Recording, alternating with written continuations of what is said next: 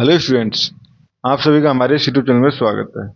Students, हम discrete mathematics का paper solve कर रहे थे और क्वेश्चन नंबर 1 ए पे यानी स्टार्ट ही कर रहे हैं basically.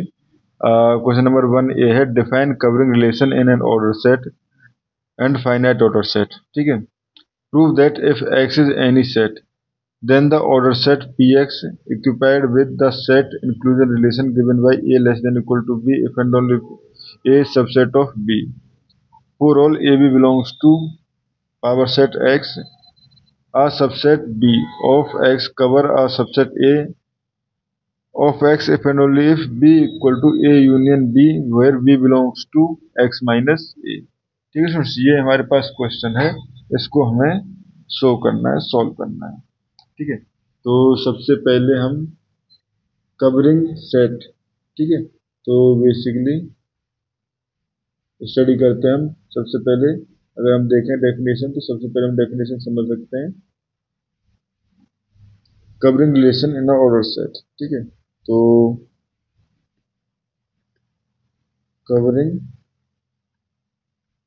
Relation in an order set. ठीक है, तो सपोज देखो लेट पी एक हमारे पास सेट है with less than equal to sign के साथ। ठीक है, be a partially order set, partially order set, इसको हम कई बार ओ सेट भी बोलते हैं। ठीक है, an element B belongs to P. ठीक है, covers A belongs to P if and only if first हमारे पास है A less than equal to B and second if या A less than equal to B है तो basically there is no any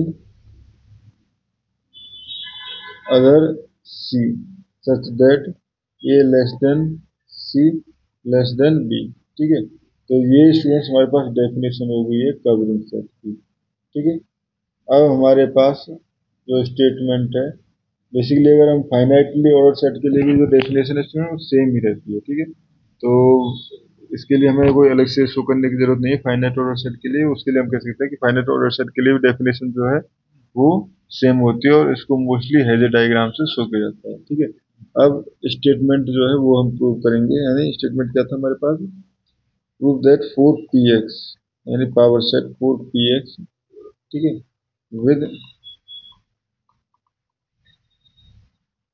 inclusion all subset. ठीक है, तो basically हमें क्या शो करना है, in a power set, in a power set P X less than equal to sign sir, a subset of b, a subset of b cover a। ठीक है, i.e. a is less than b and c satisfied a is subset of c, subset of b। ठीक है, if and only if b equal to a union some element b। ठीक है, यहाँ पे b जो है बेसिकली डिफरेंस सेट x ए से, यानी x माइनस ए भी बोल सकते हैं इसको, या x में से ए हटा दिया तो डिफरेंस सेट x ए से डिनोट करते हैं। ठीक है, तो अब इसको हम प्रूव करना चालू करते हैं। तो सपोज फर्स्ट हम पहले हम कर रहे हैं कि सपोज बी कवर ए। ठीक है, suppose B cover A, then so यहाँ से हम कह सकते हैं A is subset of B. ठीक है, now consider the difference set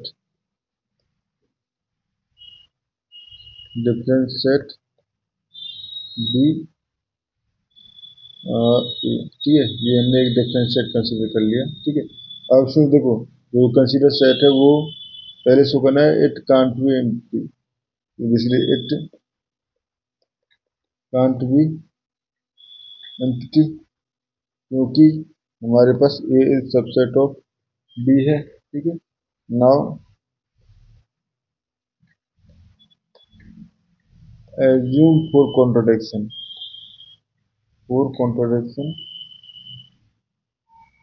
that cardinality of B A, ठीक है, is greater than equal to 2, ठीक है। तो उस कंडीशन में then there exist two distinct element, basically element x and y, ठीक है, belongs to different set, ठीक है। नाउ जो C जो हो गया बेसिकली हो गया A union intersection union x, ठीक है, A union x। Now we have A subset of C subset of B, ठीक है, and because x belongs to different set B A, ठीक है, and y belongs to different set B and C, ठीक है। So यहाँ से हम कह सकते हैं C not equal to B, ठीक है। So C not equal to B हो गया यहाँ से क्लियर, क्योंकि हमारे पास दो अलग अलग एलिमेंट होते हैं, ठीक है, बेसिकली। और ये हमारे इससे क्या हो गया, this contradict our एज्यूम्पशन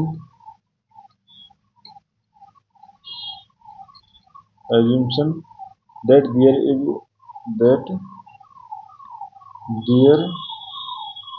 is no set strictly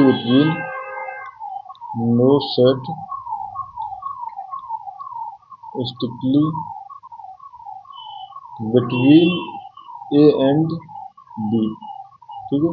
means यहाँ से हम कह सकते हैं B the different set B A cannot have two or more element, ठीक है। यानी अब डिफरेंट सेट में इससे ज़्यादा सेट नहीं हो सकते, तो कितने हो सकते हैं, इसका मतलब हमारे पास डिफरेंट सेट की कोऑर्डिनेट जो है, जो टोटल जो है वो 1 हो सकती है। So B equal to A union D, ठीक है, for the unit B belongs to different set B A, ठीक है, एंड ऑल्सो, ठीक है, also B belongs to X different set X A, ठीक है। तो ये हमारे पास इसमें प्रूफ हो गया। अब सेकंड पार्ट से कि सपोज कि बी जो है वो इक्वल टू है ए यूनियन बी के, ठीक है। सपोज अपोजिट साइड से करें तो suppose B equal to A union B, ठीक है। Suppose B equal to A union B, there B belongs to different set A X से, ठीक है। तो if there was set C, ठीक है, with इस तरह से A subset of C subset of B, then इस कंडीशन में C must contain all elements of A, ठीक है, ठीक है सर। एंड और बेसिकली ये तो कंटेन करेगा ही करेगा, और साथ में C एंड जरूर थोड़ी अगर ये सबसेट ऑफ C है तो B को भी कंटेन करे, तो यहाँ से कर सकते हैं एंड कंटेन D मे और मे नोट, ठीक है। तो ये हो गया हमारे पास, but B contains exactly one element out of A, ठीक है, नेमली उसको अगर नाम हम दे दें बी, ठीक है। तो सो यहाँ से कहते हैं so any C strictly larger than A, must contain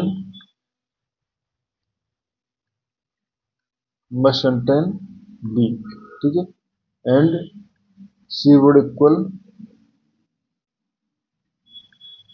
A union B element, ठीक है, इक्वल टू B, ठीक है, implies thus no C exist with, क्योंकि अगर हम देखें A union B union C या B A यूनियन ये हो जाएगा हमारे पास A subset of C subset of B, क्योंकि अगर B है ऑलरेडी B में हमारे पास एक ही एलिमेंट था, ठीक है, तो यानी कोई और एलिमेंट जो कि स्ट्रिक्टली सबसेट हो ऐसा नहीं हो सकता, ठीक है, एम्प्लाइज B कवर A, ठीक है सर, हेंस प्रूफ। और इस क्वेश्चन में हमें इतना ही करना था। Thank you students.